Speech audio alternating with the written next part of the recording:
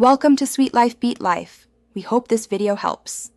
In this video, I will explain how to sign documents on Docusign. First, you will receive an email with a link to your document.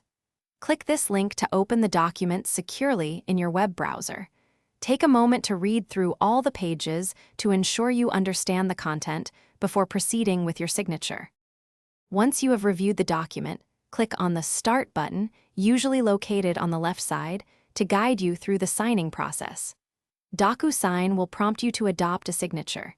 You can choose from several pre-generated styles or draw your own using your mouse or touchscreen. Select the one that best represents your actual signature. Beyond your main signature, many documents require additional information, such as your initials on each page or the current date. Docusign makes this easy by highlighting all required fields. Simply click on each field and enter the necessary information.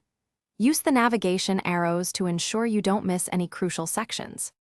After you have completed all the required fields and applied your signature, look for the Finish or Confirm button, typically at the top or bottom of the page. Clicking this button finalizes the process. You will then receive an email with a copy of the fully signed document, and you can also download it directly for your personal records. Thanks for watching. Consider subscribing if we helped you.